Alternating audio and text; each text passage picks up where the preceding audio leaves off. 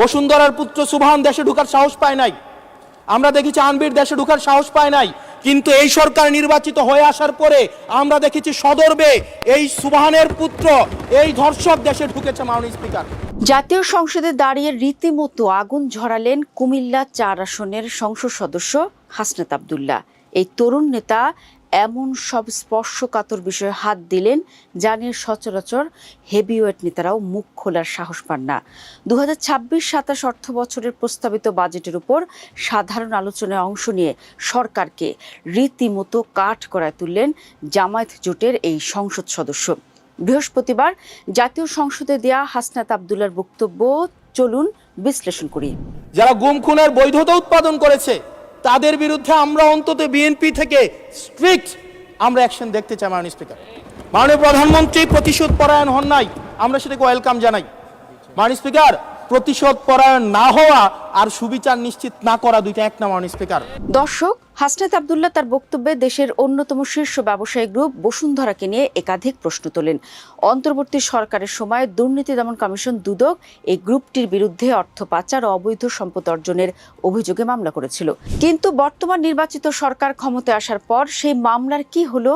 হাসনাত আব্দুল্লাহর সোজাসাপটা প্রশ্ন, বসুন্ধরার সঙ্গে সরকারের কোনো আন্ডার টেবিল সমঝোতা বা গোপন কোনো চুক্তি হয়েছে কিনা। তিনি বেশ কড়া সুরে সরকারকে স্মরণ করিয়ে দেন, অন্তর্বর্তী সরকারের আমলে বসুন্ধরা গ্রুপের শীর্ষ ব্যক্তিরা দেশে ঢোকার সাহস পায়নি, কিন্তু বর্তমান সরকার আসার পর তারা কিভাবে সদর্পে দেশে ফিরলেন এবং বুক ফুলিয়ে ঘুরে বেড়াচ্ছেন।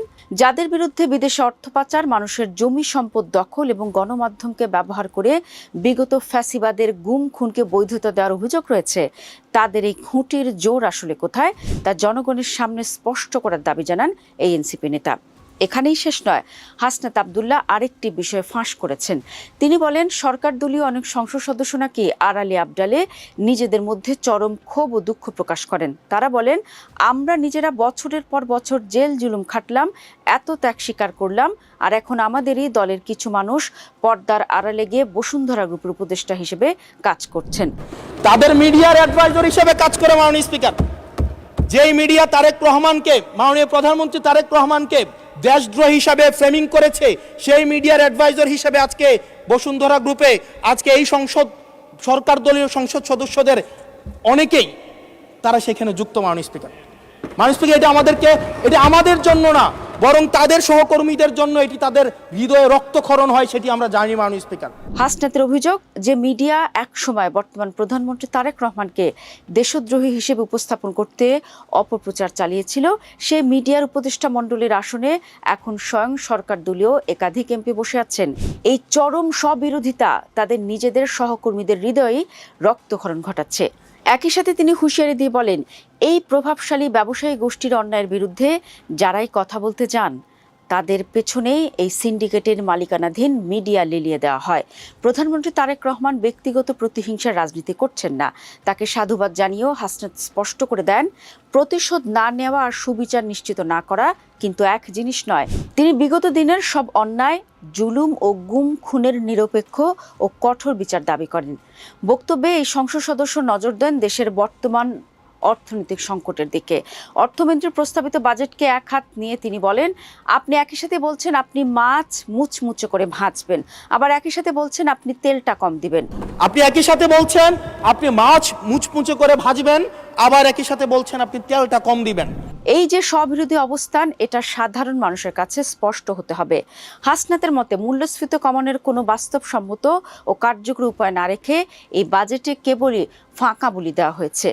একদিকে নিত্যপণ্যের দাম কমানোর আশ্বাস, অন্যদিকে রড, সিমেন্ট, কাপড় সহ 16টি নিত্য প্রয়োজনীয় পণ্যের উপর অতিরিক্ত করের বোঝা চাপানো। সবকিছুই যে শেষ পর্যন্ত সাধারণ ক্রেতার পকেট কাটবে তা তিনি সবিস্তারে বুঝিয়ে দেন। এমনকি নির্বাচনের আগে দেওয়া 5 বছরের 1 কোটি কর্মসংস্থান প্রতিশ্রুতির কড়া হিসাব চেয়ে তিনি অর্থমন্ত্রীর কাছে জানতে চান, বিগত 4 মাসে যে 6 লাখ মানুষের চাকরি হওয়ার কথা ছিল তার কতটুকু বাস্তবে রূপ পেয়েছে। হাসনাত আব্দুল্লাহর নিশানা ছিল ব্যাংকের টাকা লুটেরা ও রাঘব বোয়াল ঋণ খেলাপিদের দিকে। হাসনাত বলেন, দেশের কিছু অসৎ নেতা এখন ঋণ করো, ঋণ খেলাপি হও, তাও নির্বাচনে অংশ নাও নীতিতে চলছেন। নির্বাচন আগে নামে মাত্র 2% টাকা জমা দিয়ে আইনি ফাঁক ফোকরে ঋণ পুনঃতফসিল করে যারা সংসদে এসে বসেন তাদের সাথে একই সংসদ শেয়ার করতে নিজের চরম লজ্জা হয় বলে মন্তব্য করেন হাসনাত। জনগণের আমানতের টাকা নিয়ে এই নোংরা বিলাসিতা বন্ধ করতে প্রয়োজনে ঋণখেলাপিদের সংসদ সদস্য পদ সাথে সাথে বাতিলের জন্য কঠোর আইন প্রণয়নের দাবি জানান তিনি। বক্তব্যের এক পর্যায়ে একজন প্রতিমন্ত্রীর বিরুদ্ধে কথা বলায় এক সংবাদপত্রের সম্পাদককে গ্রেফতারের প্রসঙ্গ টেনে নিজের ও অন্য এমপিদের বাক স্বাধীনতা নিয়ে স্পিকারের কাছে সুরক্ষা দাবি করেন হাসনাত আব্দুল্লাহ। মন্ত্রীদের সমালোচনা করলে পাছে আবার নিজের এলাকার উন্নয়ন বাজেট বন্ধ হয়ে যায়, এই ভয়ে সংসদে যারা নিচু স্বরে কথা বলেন হাসনাত তাদের কাতারে দাঁড়াতে অস্বীকৃতি জানান।